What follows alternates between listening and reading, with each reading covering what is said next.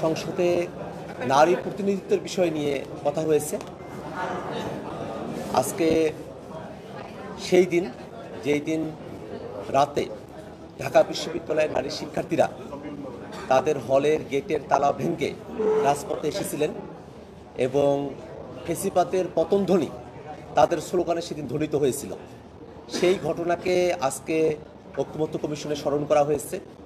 আমাদের দলের পক্ষ থেকেও সেই সব নারীদের কাছে আমরা কৃতজ্ঞতা প্রকাশ করেছি, সেই সব শিক্ষার্থী এবং শহীদদের প্রতি আমরা কৃতজ্ঞতা জানিয়েছি।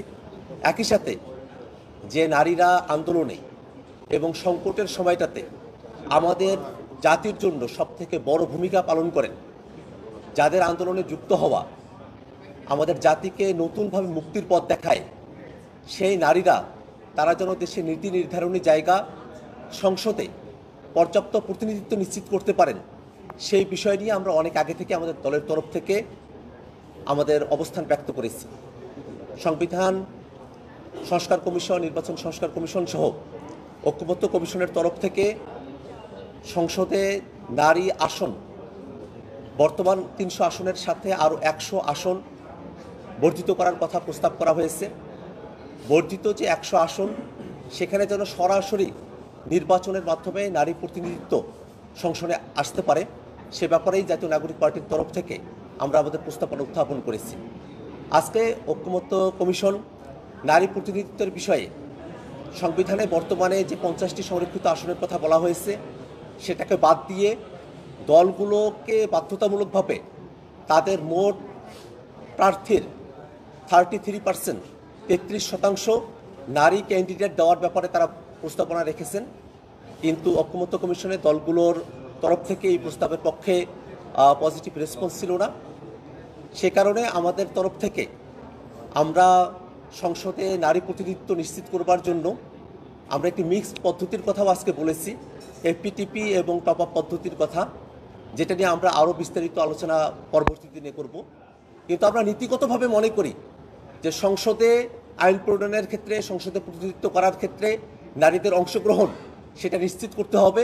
পদ্ধতিগত জায়গায় এখনও পর্যন্ত কোনো সমাধানে না আসা গেলেও নীতিগতভাবে আমরা একমত যে সংসদে 100 নারী আসন সরাসরি নির্বাচনের মাধ্যমে নির্বাচিত হবেন এবং তারা সংসদে প্রতিনিধিত্ব করবেন।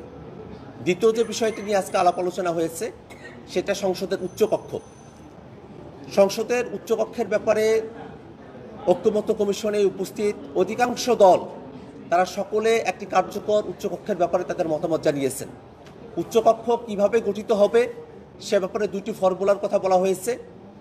প্রথম দিকে একটি হলো মোট ভোটের আনুপাতিক হারে, অর্থাৎ পিএর সিস্টেমে উচ্চকক্ষের প্রতিনিধিত্ব ঠিক হবে, এবং আরেকটি হলো নিম্নকক্ষের যে আসন বিন্যাস আছে সেই অনুযায়ী উচ্চকক্ষে আসন বিন্যস্ত হবে। এর বাইরে গিয়ে কমিশন আজকে একটি তৃতীয় প্রস্তাবের কথা বলেছিল যে 64টি জেলা এবং 12টি সিটি কর্পোরেশন এরিয়াকে আলাদা কনস্টিটিউন্সি ধরে সেখানে নির্বাচনের মধ্য দিয়ে 76 জন প্রতিনিধি তারা উচ্চকক্ষে প্রতিনিধিত্ব করবেন। কিন্তু ঐক্যমত্য কমিশনের তরফ থেকে নতুন যে প্রস্তাব করা হয়েছে, জেলা এবং মহানগরকে নিয়ে কনস্টিটিউন্সি করে উচ্চকক্ষ, সে প্রস্তাবের ব্যাপারে ঐক্যমত্য কমিশনে উপস্থিত দলগুলোর তরফ থেকে ইতিবাচক কোনো সাড়া পাওয়া যায়নি। বরং আমরা যেটা খেয়াল করে দেখেছি যে উচ্চকক্ষ কিভাবে গঠিত হবে এই প্রশ্নকে প্রধানতম করে উচ্চকক্ষের প্রয়োজনীয়তার জায়গাগুলোকে নড়েবড়ে করে দেওয়ার একটা প্রচেষ্টা এখানে লক্ষ্য করা গেছে। আমরা দেখেছি এখানে অধিকাংশ দল ভোটের অনুপাতে পিআর সিস্টেমে উচ্চকক্ষে প্রতিনিধিত্ব নির্বাচিত হবেন সে ব্যাপারে যখন একমত, এটি কার্যকর উচ্চকক্ষ হবে, যে উচ্চকক্ষ 2/3 মেজরিটিতে সেখানে সংবিধান সংশোধনের বিষয় পাশ হতে হবে, এই আলাপ আলোচনাগুলোকে কিভাবে যেন একটা দুর্বল উচ্চকক্ষের দিকে ঠেলে দিয়ে, যাতে যে দলগুলো উচ্চকক্ষ চেয়েছে তারা যেন উচ্চকক্ষ আর প্রত্যাশা না করে, সেরকম একটা জায়গায় আমাদেরকে নিয়ে যাওয়ার চেষ্টা করা হচ্ছে। আমরা মনে করি উচ্চকক্ষের ব্যাপারে খুবই সুনির্দিষ্ট প্রস্তাবনা, যার মধ্য দিয়ে কোনো একক দলের আধিপত্যের জায়গাটি উচ্চকক্ষে থাকবে না, এবং ন্যূনত যে দলটি 1% ভোটও পেয়েছেন তাদেরও একজন প্রতিনিধি উচ্চকক্ষে প্রতিনিধিত্ব করতে পারবেন। একই সাথে বহু দলের প্রতিনিধিত্বের সম্মিলনে একটি উচ্চকক্ষ গঠিত হবে, যেটা ক্ষমতার ক্ষেত্রে আইন প্রণয়ন সংবিধান সংশোধনের মতো বিষয়গুলোতে চেক অ্যান্ড ব্যালেন্সের মতো গুরুত্বপূর্ণ ভূমিকা পালন করবে। এছাড়াও আমরা যে নিয়োগ কমিটিগুলোর কথা বলেছি, যেটাকে পূর্বে এনসিসি বলা হতো, সে জায়গাতেও উচ্চকক্ষের প্রতিনিধিরা থাকবেন। এই গোটা আলোচনাকে নাই করে দেওয়ার একটা প্রবণতা আমরা খেয়াল করেছি। সে জায়গায় আমাদের স্পষ্ট প্রস্তাবনা হলো উচ্চকক্ষ অবশ্যই বাস্তবায়ন করতে হবে এবং একটি কার্যকর উচ্চকক্ষ বাস্তবায়নের জন্য উচ্চকক্ষে পিআর পদ্ধতিতে প্রতিনিধিত্ব ঠিক করার বিধান অবশ্যই আমাদেরকে একমত হতে হবে। যারা এই বিষয়গুলোতে একমত হতে চান না, তারা আসলে পূর্বেকার যে সিস্টেম সেটাকেই তারা সামনে থেকে কন্টিনিউ করে নিয়ে যেতে চান। নিম্নকক্ষে যত শতাংশ তাদের প্রার্থী রয়েছেন, উচ্চকক্ষে যদি তত শতাংশ প্রার্থী তারা প্রত্যাশা করেন, তাহলে এর মধ্য দিয়ে নিম্নকক্ষের একটা রেপ্লিকা উচ্চকক্ষ হবে, সেটা আলাদা কোনো মেসেজ আমাদের কাছে ক্যারি করবে না। এই অকার্যকর উচ্চকক্ষের প্রস্তাবনা দিয়ে উচ্চকক্ষকে বাতিল করার যে চিন্তা করা হয়েছে, আমরা সেটার বিরোধিতা করছি। একই সাথে আমরা মনে করি উচ্চকক্ষ প্রয়োজন আছে। উচ্চকক্ষের ক্ষমতা এবং কার্যবিধি নিয়ে সামনে আরও বিস্তারিত আমাদের আলোচনা করতে হবে এবং পিআর পদ্ধতিতেই উচ্চকক্ষের প্রতিনিধিত্ব নির্বাচন করতে হবে। ধন্যবাদ। উচ্চকক্ষের যে ক্ষমতার পরিসীমা সংবিধান সংস্কার কমিশন থেকে যে প্রস্তাবনা দেওয়া হয়েছে, যেটা আমাদের কাছে আছে, সেটি হচ্ছে অর্থ বিল ছাড়া বাকি যতগুলো বিল সেটা উচ্চকক্ষের অনুমোদন হতে হবে। যদি উচ্চকক্ষ 2 মাস ডিলে করে, তাহলে সেটা রাষ্ট্রপতির কাছে নিম্নকক্ষ পাঠাবে, সেটা পাশ হয়ে যাবে। এই যে উচ্চকক্ষের ক্ষমতার যে সীমাবদ্ধতা, এটি নিয়ে আসলে কোনো ধরনের কথা বলেছে? আজকে উচ্চকক্ষের কার্যাবলী সম্পর্কে সেখানে অর্থ বিল ব্যতিরেকে অন্যান্য বিলগুলোর কথা সেখানে বলা হয়েছে, কিন্তু সংবিধান সংশোধনের যে বিল সেটাকে একটা আলাদা এজেন্ডা হিসেবে রেখেছে ঐক্যবদ্ধ কমিশন। এই কারণে আজকে সংবিধান সংশোধনের ক্ষেত্রে উচ্চকক্ষের ভূমিকার বিষয়টি কী হবে সেটা আলোচিত হয়নি, কিন্তু আমাদের তরফ থেকে আমরা কমিশনের কাছে প্রস্তাব রেখেছি সংবিধান সংশোধন করতে হলে নিম্নকক্ষ উচ্চকক্ষ 2/3 মেজরিটি প্রয়োজন হবে এবং বিশেষ বিশেষ কিছু আর্টিকেলের ক্ষেত্রে গণভোটে সেটাকে পাশ হতে হবে। এটা আমাদের তরফ থেকে প্রস্তাবনা করা হয়েছে এবং উচ্চকক্ষের এনসিসিতে তাদের ভূমিকার কথা বলা হয়েছে। উচ্চকক্ষের স্পিকার, ডেপুটি স্পিকার সহকারে আরও অনেকের সেখানে যুক্ত থাকার কথা বলা হয়েছে। অনেকগুলো কার্যপ্রণালীর কথা বলা হয়েছে, যেগুলো নিয়ে সামনের দিনে আমরা আরও বিস্তারিত কথা বলবো। ভাই, আপনারা বললেন যে উচ্চকক্ষকে দুর্বল করার একটা প্রক্রিয়া মানে আপনারা দেখছেন, তাহলে এটা স্পেসিফিক করে বলেন যে এটা কি কমিশনের পক্ষ থেকে আপনাদেরকে দুর্বল করার মানে উচ্চকক্ষকে দুর্বল করার ব্যাপার না রাজনৈতিক দলগুলো? আরেকটা প্রশ্ন হচ্ছে, কমিশন নারী আসন সংখ্যা বললো যে 33%-এর কথা, আপনাদের দল থেকে স্পেসিফিক কত পার্সেন্টের কথা বলা হয়েছে? 10 থেকে 15 বা এরকম কোনো স্পেসিফিক, যদি এটা একটু বিস্তারিত।